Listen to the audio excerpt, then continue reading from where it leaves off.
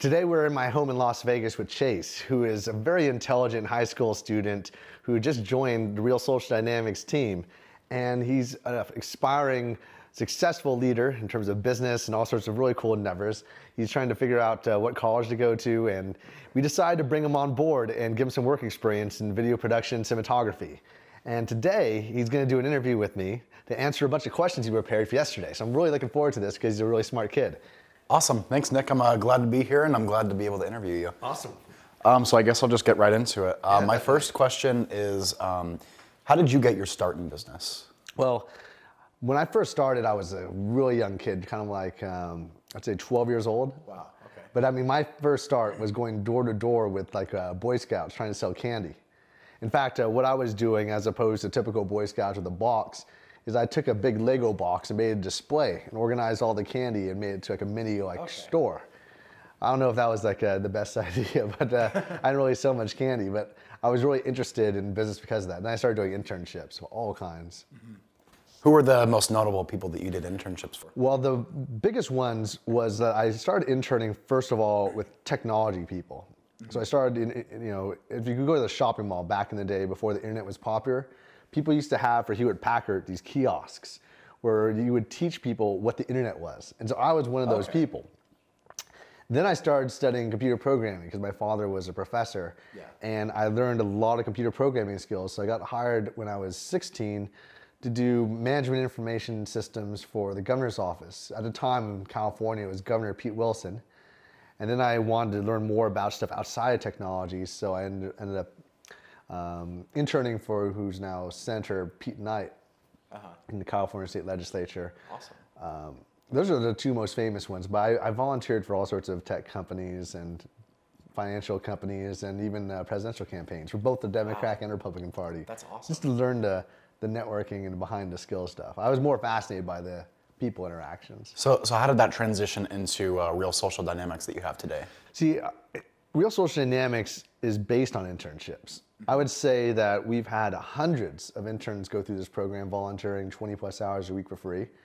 Every single executive, instructor, manager on payroll has been an intern. Even the C-level guys who work for our companies that have MBAs now, we've been with them from before they were in college, while they're in college, getting their MBA, and then making them a high-paid executive of the company. The lessons I learned was very diverse. And I think that because I volunteered from everything from, say, NASA to working on Wall Street with Payne Weber to working in corporate law firms, I had to study all sorts of aspects. My father was always telling me I was trying to diversify too much. But when you're the CEO, you have to manage diverse departments and at least understand what's going on. So I actually think that it made me, not as specialized to, say, work in a business as, say, like a doctor who's a radiologist or a specialist computer programming coder. But it made me a generalist enough so I could be a general manager or a CEO of a company. Okay, I've heard before that your parents didn't originally plan for you to, be the CEO of a company like this. They wanted you to be a banker. Well, I wanted to be an investment banker. They would have been fine with any white-collar job. My goal was to work at Goldman in New York. And originally, I thought I was going to be a professor or an engineer of some kind, like maybe an electrical engineer. But when I went to boarding school, it all started to change because I got introduced to children whose families came from very rich backgrounds. And I came from a wealthy background, but not comparatively to the sons of billionaires or royal families around the world. And as a result, they opened up my eyes to things like investment banking or high-level business and all sorts of really interesting ideas. In fact, it was my idea that I wanted to kind of see this world. My parents wanted me to just stay in Sacramento. Really? Yeah. That's interesting. My dad told me, what would it take for me to get you to come back to Sacramento and get a job out here. I said, there's no way that's happening. Really? What kept you away from Sacramento? Just wanting to travel? I wanted to go to boarding school early, and then I got exposed to all sorts of things around the world. Because when you go to boarding school, your classmates are from pretty much every country in the world. Yeah. You'll have like 1 to 5 people from every state in the country, and it kind of exposed me to the desire to travel. And got kind of addicted to it. Even when I was in college, I got addicted to travel. On the weekends, I might travel to California or New York or random places with my friends. Yeah. And we would just go on adventures, like go to the World Series or go to NBA playoffs or organize parties. It was something that was early on. So I used a lot of my skills early on and also create my own businesses. So I started interning with other people. Mm-hmm. I used those skills to create a financial firm. I created a party company where I hosted $10,000 to $20,000 charity balls, and then I would, rent out yachts and all sorts of parties, and then I used those skills eventually to create Real Social Dynamics. So, at what point did you actually create it? Like, how old were you? I was 23. So I was in my 5th year in college, which was awesome because I only had 2 classes to graduate my 5th year in college. Usually graduate in 4. Yeah. I decided to purposely be short because my dad said he would cover my college while I was in college. So I was short 2 classes. So in semester 1, I took tennis 1. In semester 2, I took tennis 2. And that gave me enough time to have my rent covered and my food covered and build a company. Wow. And so I was able to use a bunch of money I saved up and a ton of credit card debt to travel around the world, meet people that could help me build Real Social Dynamics. And then we built it. So what kind of pitfalls did you guys fall into trying to get to this point that you're at now? So when we first created our company, I had $60,000 in credit card debt, and we funded it by creating a program on how to pick up girls, a business that no one had ever really turned into a corporation. It was a business that it just wasn't a business. It was just random people that were so afraid of even meeting with each other face to face, they would use nicknames. My nickname was Papa. My business partner's nickname was Tyler Durden, based on the movie Fight Club. Other people had random nicknames like Ziggity Dragon or whatever. And we just trying to get people to meet with us in real life was a challenge. And once they met with us, the people that were willing to meet with us were so hardcore into reading thousands of articles that we wrote on the internet that they would, be dying to go out with us. And the biggest challenge we had was just to convince people that we were a real thing and this wasn't some kind of sketchy organization. Yeah, I can see that. I think the next biggest pitfall has been when the recession hit and we had on my Amex Black Card $500,000 in credit card debt. And then I had to sell everything I owned and live in a car until... This was 2008? Yeah. Wow. Okay. And I lived in the car for a few weeks and snuck into a hotel user Wi-Fi. And I figured out when my business partner thought he was going to leave the company that I would take one shot to save us. And so I took a map of American airline companies' map of the world in the back of their magazine and put all the cities on that map and a date on a website. And I flew to all of them. And I did a free sales presentation and I sold over $500,000 worth of product in 6 months. Holy cow. That was 270 cities in 70 countries in 6 months. So 1 to 3 cities per day, because there's 180 days more or less. How did you afford going to all those countries? So I couldn't afford it, but with help I could. So what I did is I sent an email to several 100,000 people on our email list and said, I need volunteers to transport me from city to city. Mm-hmm. Now, I couldn't, just get transport on a boat across the ocean, but yeah. I was able to pay for that on my credit card, but I stayed the entire time on the couches, beds, or floor mats of volunteers that I had never met, just trusted people. And if I couldn't get people, there's maybe a handful of cities, like 5 or 10. One example was in a random city in Germany. Another one was in Krakow, Poland. I didn't get any volunteers. But what I would have is 40 to 400 people. And so at the end of my seminar, after I made sales, I would say, I also need a place to crash. Raise your hand if you want me to crash in your couch, floor, or bed. And that's how I'd get people to volunteer. And then I'd also say, if anyone wants to go with me to Amsterdam tomorrow or Cologne or Berlin or wherever I was going, I would love a ride if I didn't already have one in place. Really? Yeah. Okay. Would those people that volunteered, would they eventually start to work for you? Some of them did. Many of them did, actually. Many of them just became clients and supporters. Wow. It required me just to trust the culture that we built in RSD, that the people that come to my events are cool, they like us. It's like a fraternity. So you go to a fraternity house, yeah, it's a mansion, but everyone just is giving, and it's not a well-kept mansion. People are crashing on couches and floors. It's really dirty. There's beer balls everywhere. Yeah. So that was the culture we had. It was like a brotherhood, even as a corporation today. It's more formalized now because we have to be. When you're dealing with the amount of revenue that we're generating around the world, it requires formal systems. So now we have a lot of MBAs and really educated people. Interesting. Even John here, he's graduated from one of the top film schools, NYU, and he's been training you. And we have, in terms of business, MBAs, top-level people who work with famous CEOs.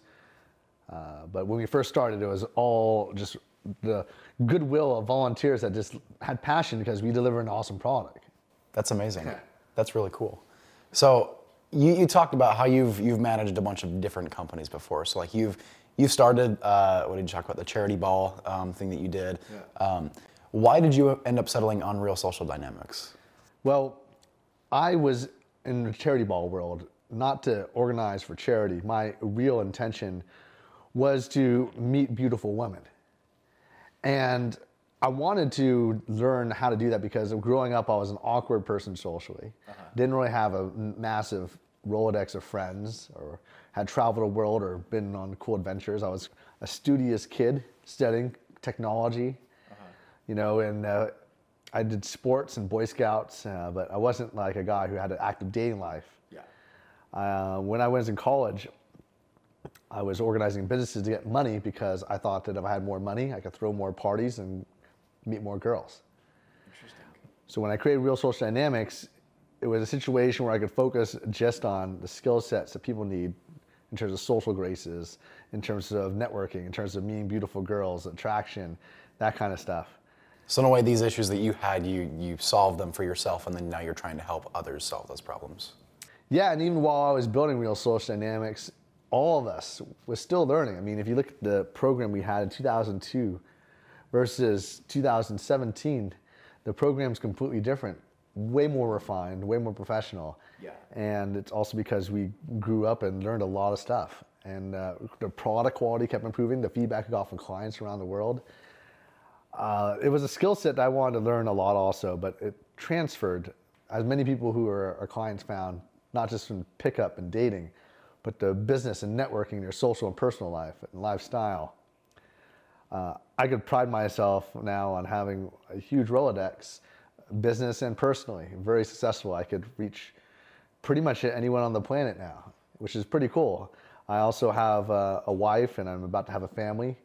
And these skills that you learn in terms of dating and social advice from Real Social Dynamics, it crosses boundaries.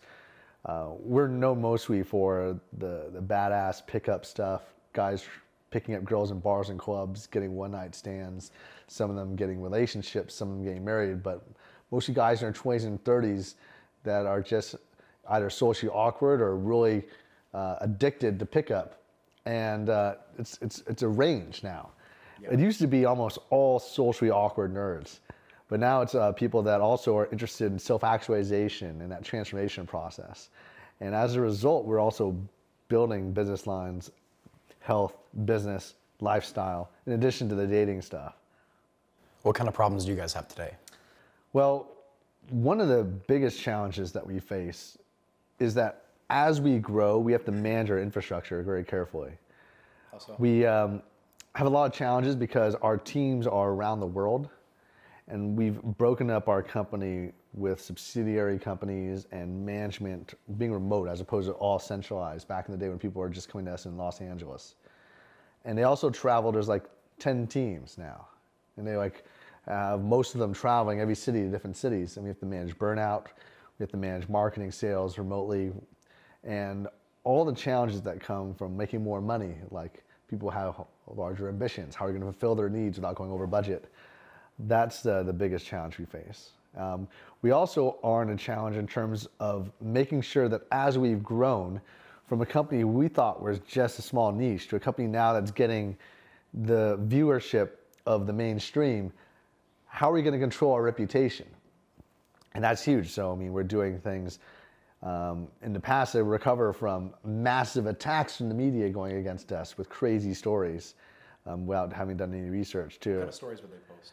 Well, some of the stuff that was posted was trying to take jokes that we were making and try to relay them as if we were a terrorist organization organizing violence around the world. Wow. Or taking a joke about my business partner pretending to be a lion and saying he's advocating the rape of lions. Just crazy stuff like that.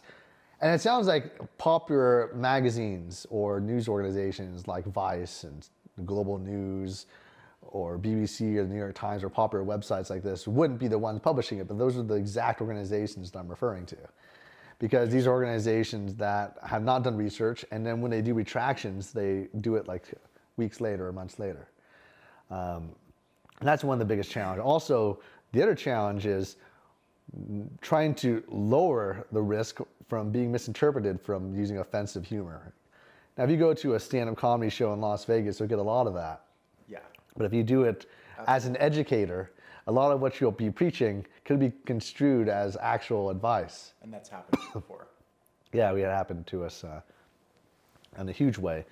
In fact, I'm working on a little TV show story and music videos and a musical that goes through a lot of that story of not just how he built the company, but it includes some of these conflicts.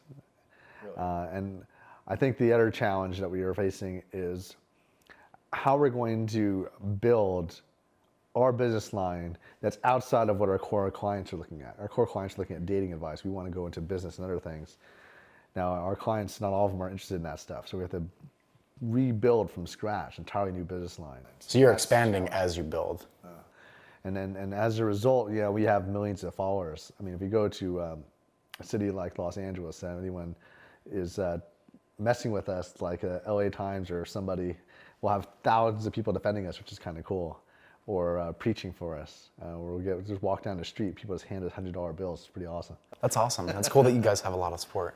But you know, as a result of us, it's as a result of us trying to give so much. So every single week, we do a half a dozen to a dozen free seminars. Mm-hmm.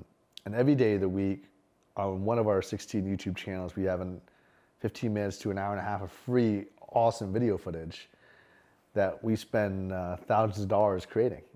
We just give it away for free. Yeah. Awesome stories, adventures around the world of guys teaching guys how to pick up girls, but it's a process of identity level transformation, transforming guys from that social awkwardness to the person who could approach or have the confidence, but also knowing what to say. Mm-hmm.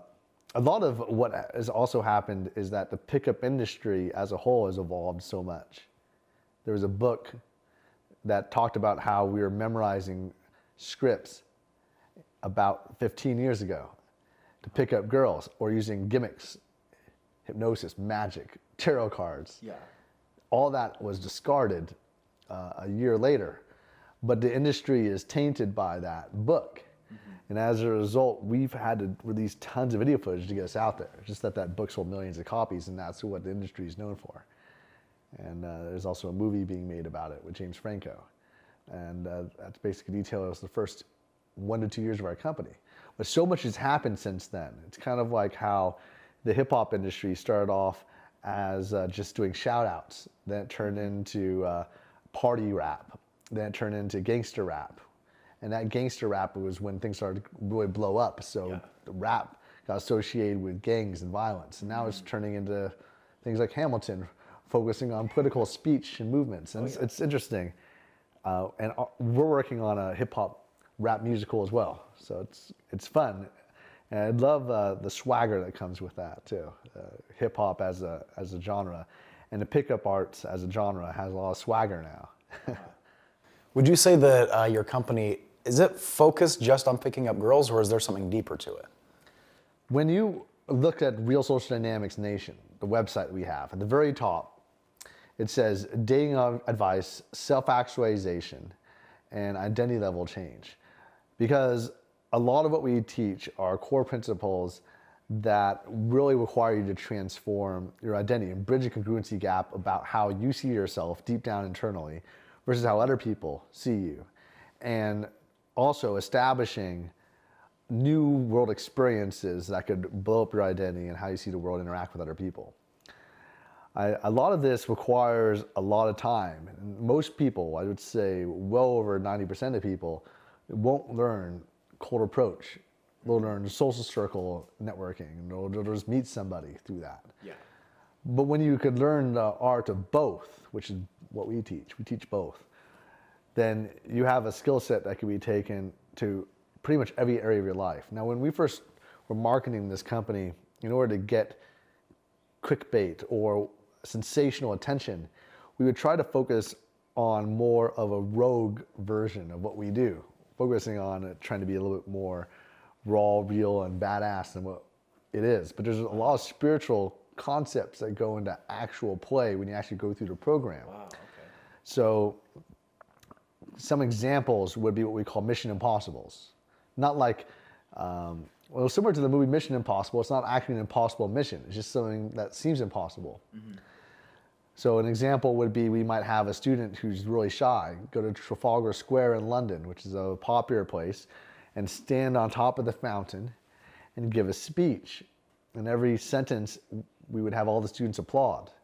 And you might start off with just a half dozen students, but then you eventually, if you keep doing that, turn into a 60-person performance. Yeah. And things like that allow people to break out of their shell and gain confidence. And we do so many exercises that are like that to take people to the next level. So from what it sounds like, this isn't just a business where you pick up women. This is a business where you build the confidence of others. Yeah, I mean, when you're looking at inner game confidence and like the process of internal mastery, that's definitely a part of it for sure. Mindsets for success is one of the 6 focuses, even on my YouTube channel. And it's not even related to dating or pickup, but it's something that crosses boundaries. So if we look at 2005, we released a program called The Blueprint Decoded, which is just about internal belief mindsets for success, relating to pickup, but how it applies to your personal life, and then interactive exercises to transform you, stifling exercises and unstifling exercises. Things like that allowed our clients to follow us even after they're no longer picking up girls or in a relationship or what have you. Mm-hmm. At the same time, when they get back into pickup, we're here for them too.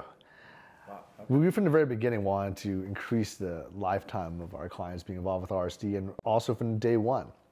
We didn't call ourselves dating dynamics or seduction science or something random like that. We call ourselves Real Social Dynamics because we knew from the very beginning that we wanted to create a business that applied to every aspect of someone's social life. Yeah, interesting. So you've obviously built what many would say is a big business here. It's very successful. It's got a lot of facets to it. And you started this from a very young age. You were 23, you said. How do you think this compares to the young people of like my generation? What kind of pitfalls are we going to fall into that is different from what you had when you were young? Well, when you're looking at what we did, one of the advantages we had was I was very technologically savvy for my time back in 2002, because I had taken tons of computer science classes at the local university where my father was a professor. And I had interned with the governor's office, with financial firms, and Intel and HP as a computer scientist. Mm-hmm. So I was able to use that and that understanding of the internet even before Facebook or these other things were popular to kind of build our own social media and social network, to get in discussion boards and transfer them onto our own version of what is social media today. So you built your stuff from scratch? Yeah, we also built our own email server that could send out emails to people, our own shopping cart, our own website. We had to code it from scratch as opposed to using dynamic interfaces like WordPress that are super easy to make websites. Yeah. So even before YouTube was popular, we had to recreate multi-channel networks and YouTube networks that were integrated with the YouTube API. And now no one has to do that anymore because all that technology already exists for you. It's all automated and stuff. However, now you're also competing with a much more technologically savvy world. Whereas we had the first mover advantage, other people don't. Even our industry, we had the first mover advantage. We were the first registered corporation teaching guys how to pick up girls. So as a result, we had a lot of leeway. We have scale now. So if you look at what competitors are doing, you're going to have to think very differently because that's what we had to do. I'm meeting people that were really popular from the past and older generations, people that have made millions of dollars in their lifetime that are from an older generation. I'm interviewing one of them tomorrow, and he basically was a pioneer in the music world and managed the most famous musicians from the 80s and 90s. But if you were to ask him today who Ty Dolla $ign is, or Wiz Khalifa, or the Chainsmokers, or Linkin Park, you know, or other musical artists that I've met and know, he wouldn't really know any of who these people are. Wow. If you look at his commercials and video reels, they look like they're from the 80s because he's using the same stuff. So the biggest, what he does. Interesting. Yeah, if you look at business as a young person, you got to realize that technology is changing so fast. Yeah. If you want to stay cutting edge, you have to continually update your technology and stay on that cutting edge yourself. So that's the biggest challenge that every business faces. And if you're not continually innovating and you're continually relying on an old product, you're going to get out of business. Do you think that we're preparing the young generation enough for that? Where I look at things, because I mean, when I look at college right now, so I'm in college. I've been in college for 15 years. Yeah. The programs are continually evolving, I'm sure. I mean, I've taken business classes in college, you know, over a decade ago and done the same thing recently. Same thing with law. And it's more focused now on how it relates to the present age, which is useful. At the same time, continuing education is super important outside of that. So you're not going to learn everything you need to learn in school. If you did, the people that were teaching you probably wouldn't just be teachers, they'd be doing other things. They'd be doing the things in the real world, staying on top of the cutting edge, not continuing doing research, you'd be teaching the same curriculum. So you kind of have to go outside of that, go to external continuing education seminars, you have to get other jobs, internships, and learn those things with people who are actually staying on the cutting edge, or else you're obsolete, you're out of it. Yeah. I remember when I was in school, my parents, they would always basically spend almost the same amount of time that I spent in school teaching me other random things, books or educational programs, events. Most people don't have that. I mean, I know that a lot of people who are our clients also come from broken families and refer to even my business partner as their father. He's the main guy who developed the curriculum for our education, where I developed the business systems. Okay. And as a result, a lot of people refer to him as like their surrogate father, because he's always innovating and teaching them things outside the typical traditional school system. Now, for me, when I look at people that are young like yourself, I definitely would recommend you keep doing things outside of the box and learning outside of the systems. But I mean, I'm kind of one of those guys who's a little extreme on that end, so you don't have to go as far as me. I come from the mindset that when I was a kid, I would go to the library and I was reading books on calculus when I was in elementary school. Because I heard that word, I didn't know what it was. I was reading about random things about history or business, studying entrepreneurial leaders like from the back in the day, like Rockefellers, DuPonts, or studying random books like Emily Post's Guide to Proper Etiquette, or just random things. Because I just heard people talk about these things in other books. Yeah. And I didn't know much about it, under fear. So I was scared that if I didn't know something, then somebody else would have a competitive advantage on me and that would hurt me. Interesting. It was this massive fear. I still have some of that today, or else I wouldn't have spent 15 years in college. Yeah.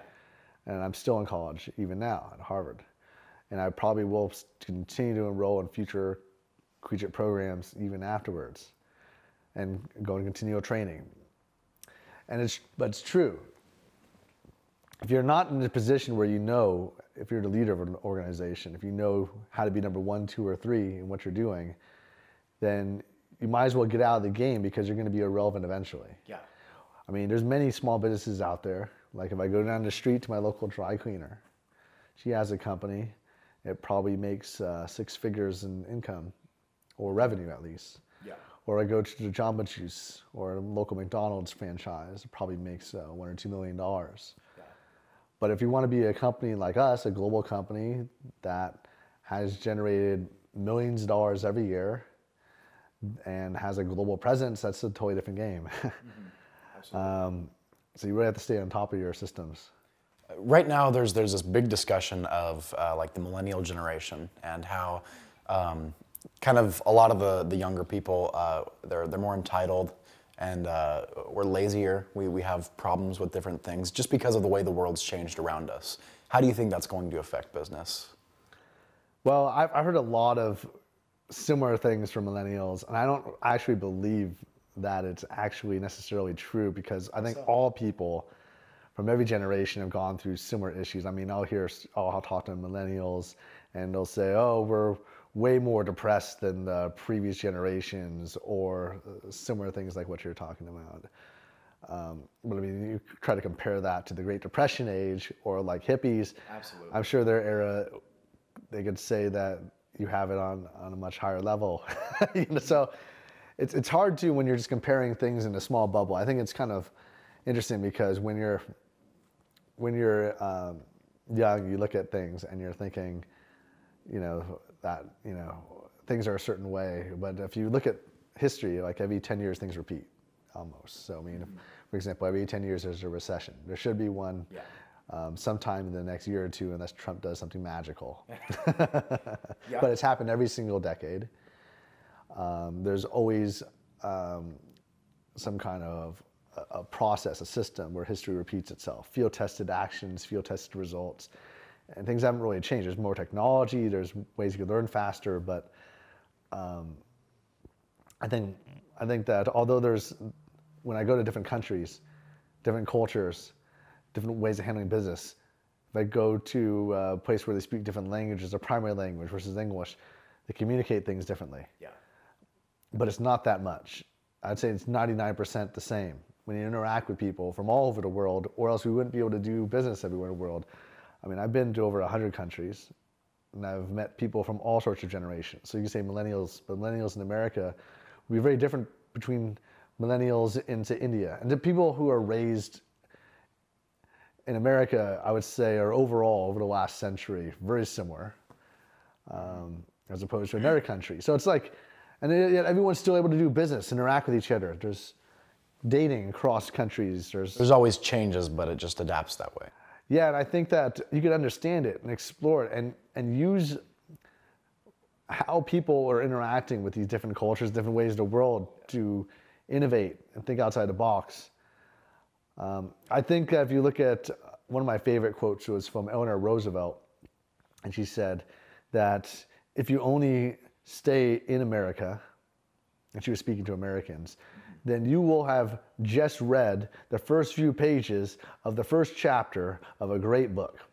And that's how I look at most people. And I'd say most millennials will be from the standpoint they just haven't explored enough, not just of the world and different cultures, but of what's out there in terms of experiences and activities. Yeah. I know people that get locked into two things that are defeatists. One is they get locked into this cycle of feeling like bad things are their fault to blame and they can't move on. And two, they don't have inspiration to take them to the next level. And so I always try to recommend clients to think outside the box, because I met too many people that have been suicidal or have a lack of hope because they feel like they know everything, yet they know this much. And that's also why most companies go out of business, because they're usually run by people that just don't think outside the box. And you said the key for the new generation is to make sure that they're constantly innovating. Is there any tips specifically to this generation, like we were talking about, that would help them? Yeah. Maybe negate those pitfalls? Sure. So if I was creating a new business, I'm creating a new business now, one of the biggest things that I'm doing is I build a team of people that are experts in the things that I want to really know about as mentors. I'm very coachable. So for example, I'm building a musical. So I have meetings that are really important in the music world. For example, tomorrow I'm meeting with Berry Gordy, who created Motown Records. Then I'm meeting Russell Simmons. I'm doing a yoga session. He created Def Jam. I have networked with Tidy, who is a famous DJ who is on the Grammy committee. Traveling on Monday to get ready to go to the Tony Awards, where I'm meeting a series of Tony Award winning producers and directors. I'm meeting, I have a music studio here, and in that studio, I brought on a lyricist who is a #1 rap coach, and I've also hired a #1 vocal coach, who used to be Eminem's vocal coach. Wow. So I built a music team around me, and also a musical theatrical team, and I'm still willing to learn.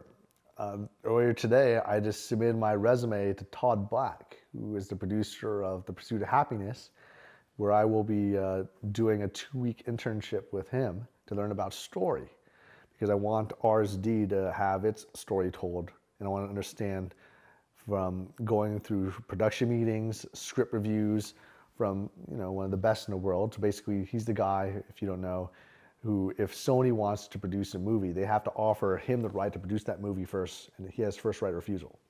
Wow. Because he's really awesome. And then I also have meetings with a half a dozen other script reviewers from Warner, from Sony, from escape artists, and also from Broadway shows.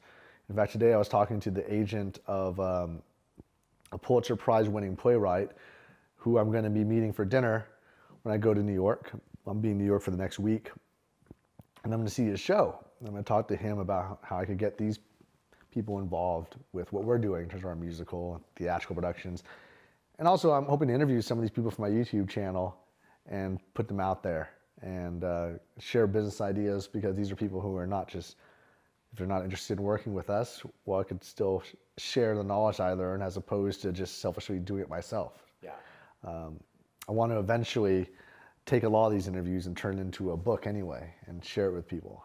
So the key here is to put together a team of people that know their stuff and that can teach their stuff to you. That way you can get better at what you're doing. Yeah, I mean, that's something that I picked up so early on, that even as a teenager, you could do that. I mean, when I was a teenager in boarding school, there wasn't Google, so we had the Yellow Pages. And what I would do is I would go through the Yellow Pages and I would hear this term, inventor.